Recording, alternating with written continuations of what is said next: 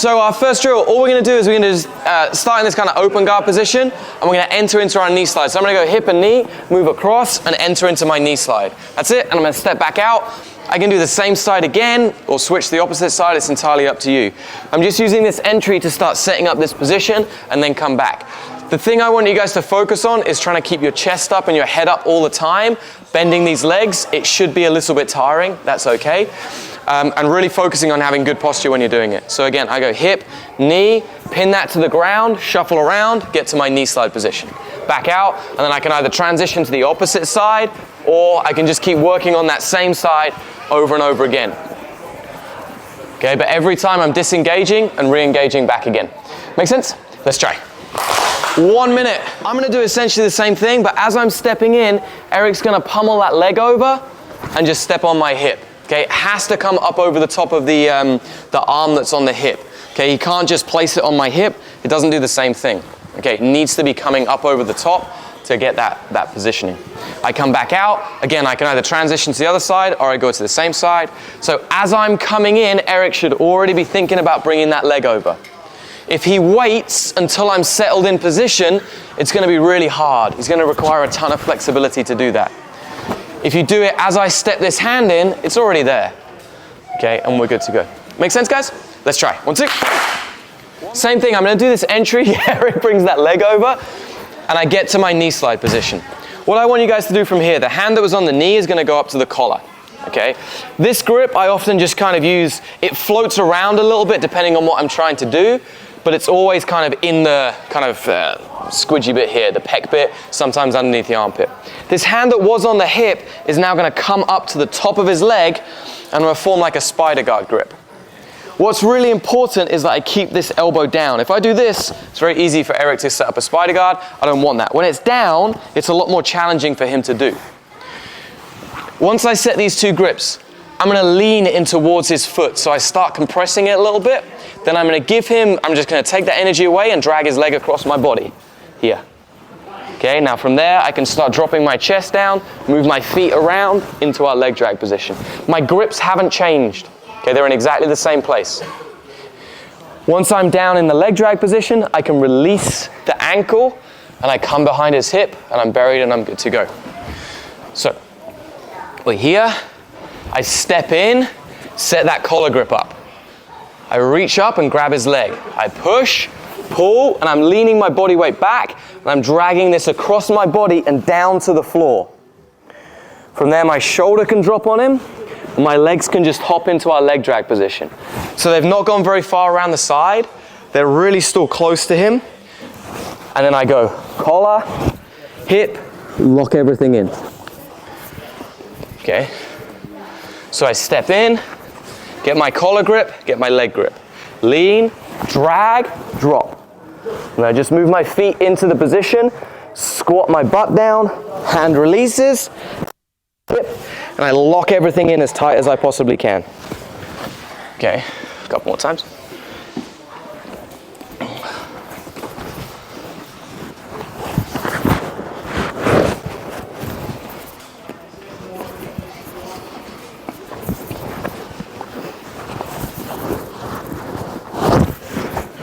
Okay, so that's our drill. Just try and get it going as much as you like, as fast as you can. Work through the technique, and don't go too far around to the side. I'm back, basically in the same line that he is when I'm doing it. Questions? Let's try. 1, 2. And then drag it across your body. That's it. You got to drag it down and across. That's it. Good. Now knees go in. Good. Grab the hip. That's it. Good. Rosie. This hand wants to be behind the hip here, and now you're locking it back. Everything about the leg drag is blocking her hip, okay? And so do you like just hold on to the hip or? So I sometimes use like a shovel grip underneath her back and I hook onto it, or I use like the top of the gi pants. I put the thumb into the top of the gi pants, so I'm even sometimes reaching back so that I can pull up on the gi pants. Okay. Okay?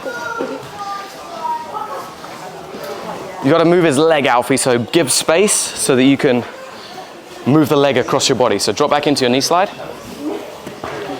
That's it, grab his leg. Now push his leg in. Now keep his leg there, but move your body backwards. No, not around. So jump out of the way. I go In, I move my body back, leg comes across and drop. So I've got to give space to be able to move his leg across my body, okay? That's it, John, and now right arm goes behind his back. What you guys are getting to this position is fine. Make this grip. I lean my body weight. I keep this pushed in as my body goes back. So that's how I'm going to get the space to be able to drag his leg. So I lean, push, drag. Here. Okay, now I drop down. What a lot of you guys are doing, you're trying to get up like really high over the top of your partner. All this does is it kind of keeps my center of mass up on top of Eric, so it's very easy for him to move me around. I'm not at the point where I'm up by his head yet. I'm still passing his hips. So my energy needs to be focused on his legs, not up at the top of his body. So when I finish this leg drag movement, here, I lean, I drag, my shoulder drops. Like I'm really far back when I do this.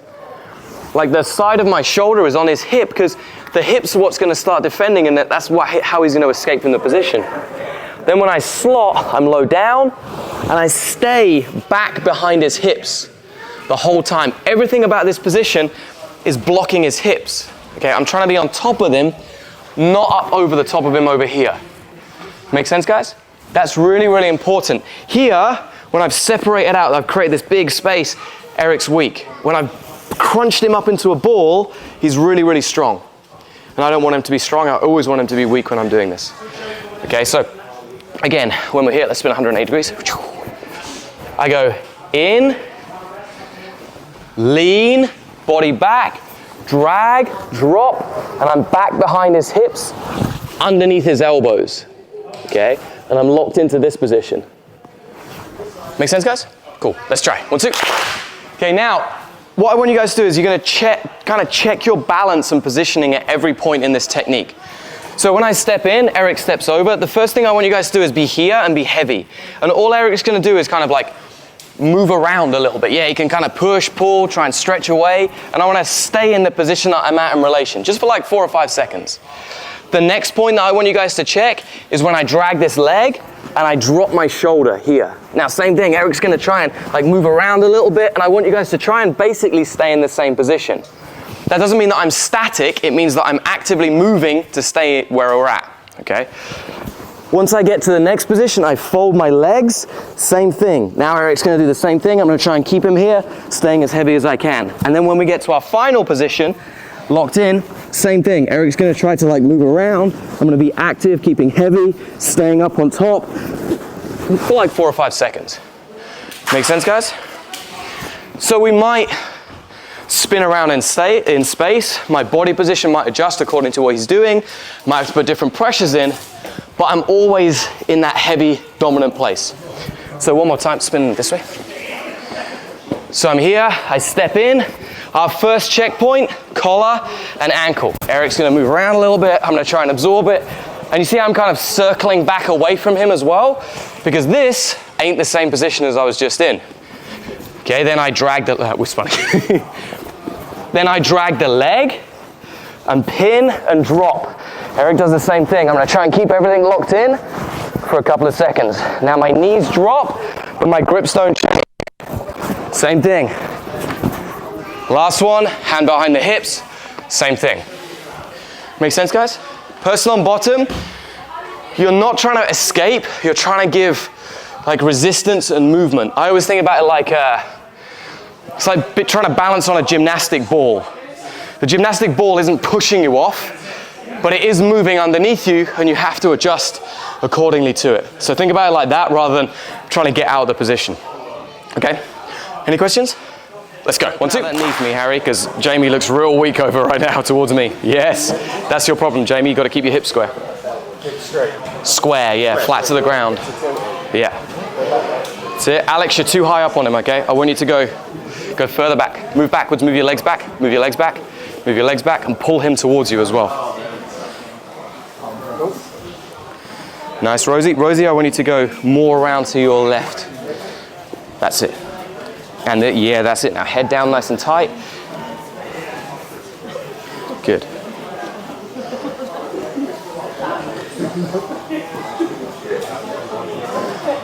Nice. Good, keep working it, guys. So what we're trying to do is we're initially working on just the positioning and controls of the leg drag. So we started off by getting our into the right position. And now what we're doing is as we're going through the technique, we're trying to check that balance and make sure everything's stable and that the guys understand how to maintain their position rather than in relation to their partner, rather than just letting them escape. Okay, because it's really important. The person's going to wriggle around underneath you. You've got to kind of get used to that. From there, we're going to start building up on how we finish it, and a bit more like kind of specific and isolated training wise. Nice. Just do like 4 or 5 seconds in each position, guys. That's it. Nice, Jamie. You're too up on top of him again. That's why he's able to move you. You need to get your body further away from him. Like further down the body, yeah. If I've got a hook there, how can he stop that being effective?